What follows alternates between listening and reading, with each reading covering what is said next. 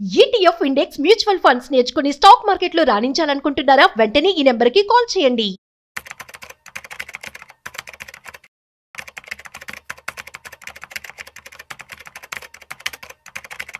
Sir నమస్తే sir. నమస్తే sir.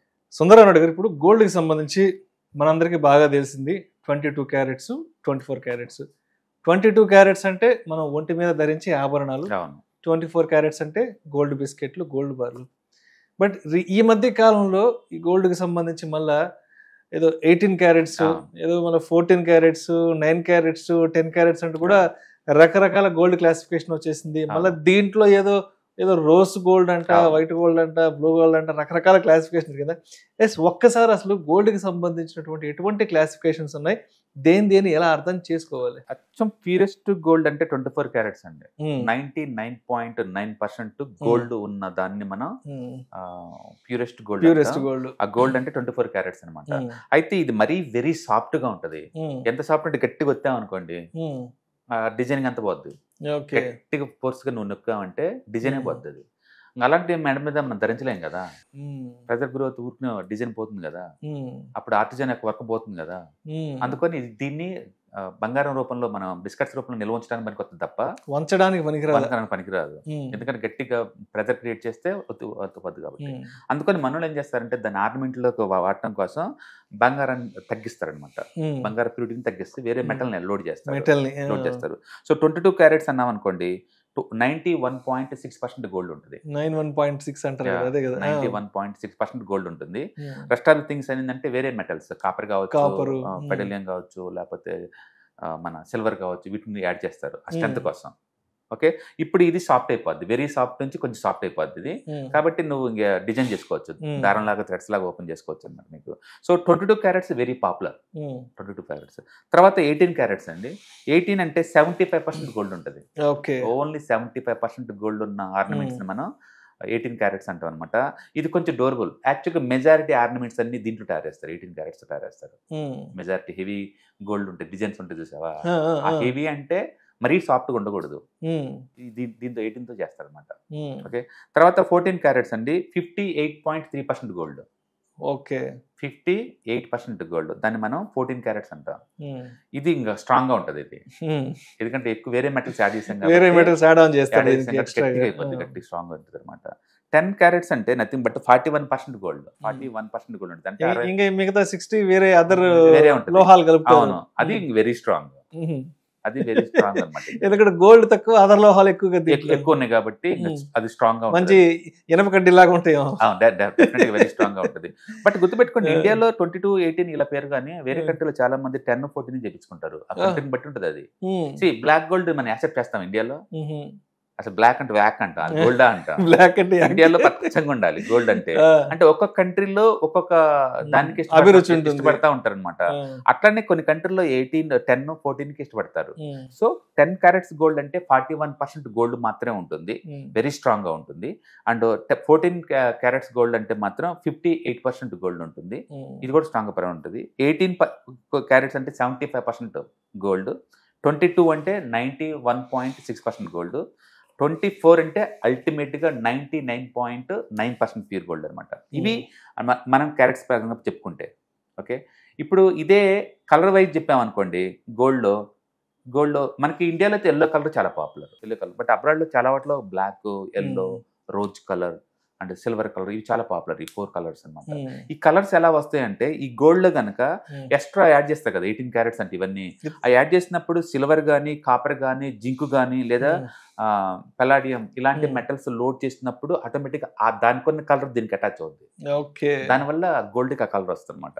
Okay, and yellow colour వచ్చింది అనుకోండి, ఆ ఎల్లో కలర్ 22 క్యారెట్స్ గోల్డ్ అనుకోండి, దాంట్లో 5% సిల్వర్, 2% కాపర్, 1% జింక్ కలుపుతారు, అందుకే నీకు ఎల్లో వస్తుంది. ఇది 22 క్యారెట్స్.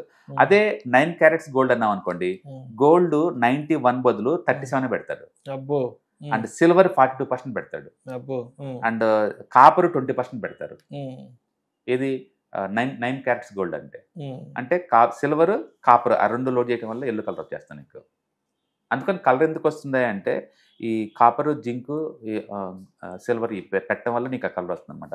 అదే నీకు రోజ్ కలర్ కావాలనుకోండి 22 క్యారెట్స్లో 91% గోల్డ్ పెడతాడు, 22% కాపర్ యాడ్ చేస్తారు. కాపర్ కలర్ రెడ్ కాబట్టి ఆటోమేటిక్ రోజ్ కలర్ వచ్చేస్తుంది. ఓకే, నీకు రోజ్ కలర్ గోల్డ్ కావాలా, దానికి కాపర్ని యాడ్ చేసుకోండి, ఏది 30% దాకా.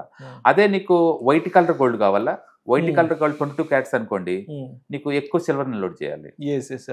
సిల్వర్ ఆల్మోస్ట్ 30% లోడ్ చేస్తారు, అందుకని నీకు వైట్ కలర్ వస్తుంది. అందుకని మీకు ఏ కలర్ కావాలి, కొన్ని కంట్రీలో బ్లాక్, ఈవెన్ బ్లాక్ కూడా వెరీ పాపులర్. ఓకే, సో వాళ్ళు ఏ కలర్ లోడ్ చేస్తాను దాన్ని బట్టి వస్తుంది అనమాట. సో గోల్డ్లో silver, zinc and copper and Palladium, ఈ మెటల్స్లో ఏ మెటల్ లోడ్ చేశారు అని దాన్ని పెట్టేసి నీకు బ్లాక్ కానీ వైటిష్ అంటే సిల్వర్ కలర్ కానీ రోజ్ కానీ అండ్ పింక్ గానీ వస్తాయి అనమాట. మీకు ప్యూర్ గోల్డ్ అయితే ఎక్కువ సార్లు లైట్ ఎల్లోయిష్ ఉంటుంది, ఎల్లోయిష్ ఉంటుంది అనమాట.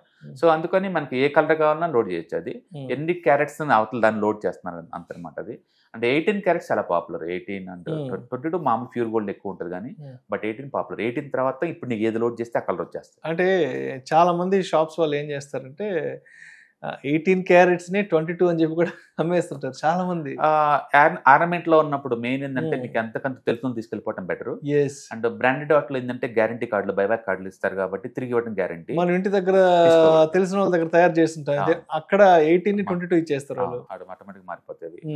బట్ పల్లెటూరులో ఏంటంటే వాళ్ళు కలర్ ని ఇష్టపడతారు. ఎల్లో ఇష్కుంటే ఎంత ఎల్లో ఇష్కుంటే అంత లైక్ చేస్తారు. బట్ వాళ్ళకి అర్థం కావాల్సింది ఏంటంటే ఆ ఎల్లో ఇష్ కలర్ అనేది గోల్డ్ నుంచి రావట్లేదు, వేరే మెటల్స్ వచ్చిన అర్థమతిసాలు. అందుకని కొన్ని కంట్రీస్ లో అయితే, ఆఫ్రికా లేదా వెస్టర్న్ కంట్రీస్ లో అయితే బ్లాక్ గోల్డ్ చాలా పాపులర్. వాళ్ళు డిగ్నిఫైగా ఉంటుందని చెప్పేసి బ్లాక్ పెట్టుకుంటారు. అది గోల్డ్ అనే విషయం మనం యాక్సెప్ట్ చేయం, మనం చేయం పర్టికులర్ గా.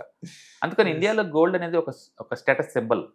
చాలా మంది ఇన్వెస్ట్మెంట్ అనుకుంటారు కానీ ఇండియాలో అది ఇన్వెస్ట్మెంట్ కానే కాదండి, it's a status symbol. Okay, అది ఒక స్త్రీధనం లాగా ఇచ్చే ఒక వస్తువు అనమాట, అంతే. ఎందుకంటే ఇన్వెస్ట్మెంట్ అని చెప్తే నీకు క్యాష్ ఫ్లో ఉండదు, ఎంతకంత నాకు వస్తూ ఉండాలి అప్పుడప్పుడు. ఈ గోల్డ్ అలాంటివి ఏం రావు కదా, నువ్వు అమ్మవు కదా, ఎప్పుడు అమ్ముదాం అనుకుంటే ఎప్పటికి అమ్మలేదు జీవితంలో. అందుకని బెటర్ ఏంటంటే క్యాష్ ఫ్లో అసెట్స్ క్రియేట్ చేయడం చాలా ఇంపార్టెంట్.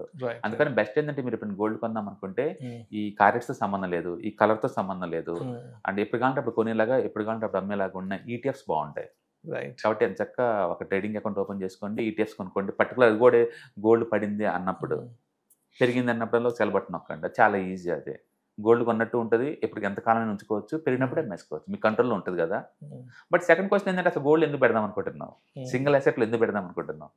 మల్టీ అసెట్లో అయితే కంఫర్ట్ ఉంటుంది కదా, ఏదో ఒక పడితే ఏదో ఒకటి పెరుగుతుంటుంది కాబట్టి. సింగిల్ అసెట్ అనుకోండి, అది ఈక్విటీ కావచ్చు, గోల్డ్ కావచ్చు, టూ మచ్కి పడితే టూ మచ్ పెరుగుతాయి కదా. అందుకో రిస్క్ ఎంత టాలరేట్ చేస్తారని దాన్ని బట్టి కూడా మీరు డిజైన్ చేసుకోవచ్చు.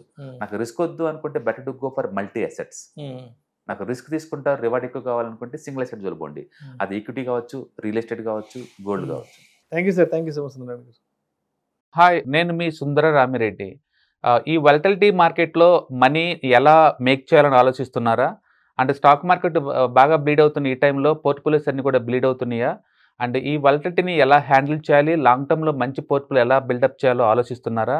అలాంటి వాళ్ళ కోసమే ఈ వెబినార్. రాబోయే ETFs, index funds and mutual funds వెబినార్లో పార్టిసిపేట్ చేయండి. మీ నాలెడ్జ్ పెంచుకొని రిస్క్ని మినిమైజ్ చేసుకోండి. స్టాక్ మార్కెట్లో ఉన్న ఇలాంటి వాలటిలిటీని ఎలా హ్యాండిల్ చేయాలో తెలుసుకోండి. Thank you.